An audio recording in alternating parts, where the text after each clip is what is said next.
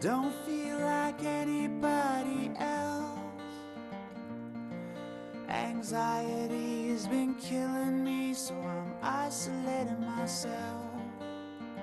My lead lungs don't let me sleep at night.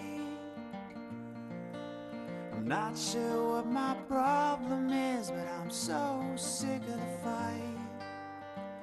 I'm not okay, but I'll be fine. I'm not okay, but I'll be fine. Hi, as many of you already know, my name is Scott, and like many around me, I have suffered from anxiety for a good part of my life. Over the years, I've learned a great deal about myself, the disorder, and also different ways to cope. But when this project presented itself, I knew it would be a perfect opportunity to learn even more about myself and those around me that are suffering from anxiety. Prior to beginning my research, I knew that there were many people that were affected by anxiety, but I truly had no idea to what extent. Recent studies have shown that nearly 20% of the US population is currently affected by anxiety, and those are just those that have been diagnosed. With that being said, I'd like to take this opportunity to share what I've learned about anxiety with the rest of the class.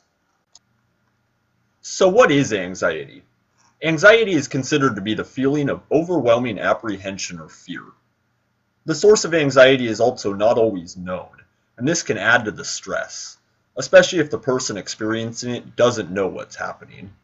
Anxiety encompasses a grouping of different psychiatric disorders, all of which lead to excessive stress and fear. Here are some quick facts about anxiety. Anxiety is currently considered the most common mental illness in the United States, affecting over 40 million adults nationwide. It currently accounts for nearly 33% of the country's mental health costs. It is considered to be highly treatable. Up to 90% of cases have been improved upon with treatment. Yet for one reason or another, only one-third of those experiencing these symptoms actually receive treatment. Depression is very common for those experiencing anxiety, making it all that much more important to seek treatment. There are many types of anxiety. The first of which I'll talk about is generalized anxiety disorder. According to studies, it's currently affecting over 6.8 million people in the United States, which consists of about 3.1% of the population. Women are twice as likely to be affected as men. Generalized anxiety disorder typically develops slowly. It'll often start during your teenage years or even earlier than that in your childhood. These symptoms have been known to fluctuate and are often dependent on the current stress levels of your life. Panic disorder is diagnosed in people who experience spontaneous panic attacks and are preoccupied with the fear of a recurring attack. These panic attacks oftentimes occur unexpectedly, sometimes even during sleep. Studies suggest it is currently affecting over 6 million people in the United States, and women are twice as likely to be affected as men. It is also very common for those experiencing this type of anxiety to be depressed. There are some cases where it runs in the family, but very little is known as to why some experience this form of anxiety while others do not. Social anxiety disorder is classified as the extreme fear of being scrutinized or judged by others, either in a social setting or a performance setting. Social anxiety disorder is currently affecting over 15 million people in the nation, and is equally common in both men and women. You'll typically see this form of anxiety begin around the age of 13, and it's not uncommon for those experiencing this form of anxiety to wait 10 or more years before seeking help. The most common form of anxiety in the United States surrounds phobias. Phobias are considered to be a strong irrational fear or reaction, and many of those with phobias work hard to avoid the common places, situations, or objects, even though they know there's no real threat or danger. It's currently affecting over 19 million people in this country, and it typically begins in our childhood or early adolescence. Post-traumatic stress disorder, also known as PTSD, is known to be very closely linked to anxiety. PTSD is a very serious condition that can often occur in people who have witnessed or experienced a serious accident, the sudden death of a loved one, war, a violent personal assault such as a rape, or really any other life-threatening or traumatic event.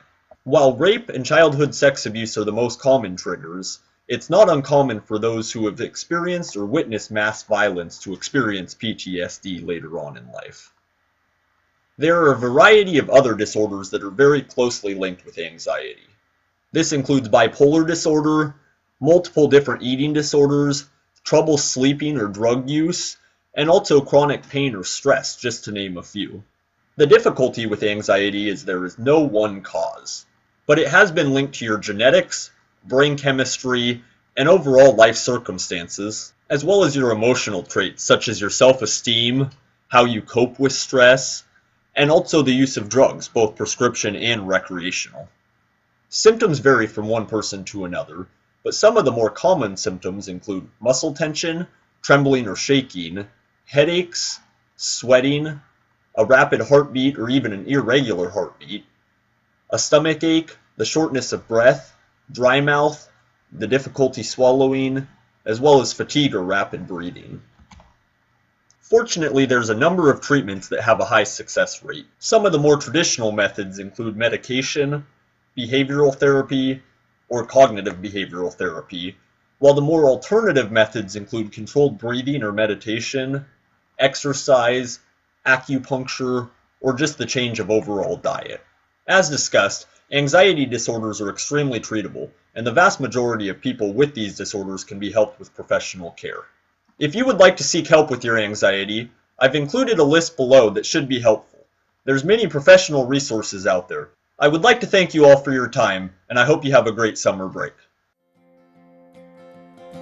The sky is falling on top of me, the sky is falling. As far as I can see, the sky is falling on top of me, on top of you, me, and everybody else I see.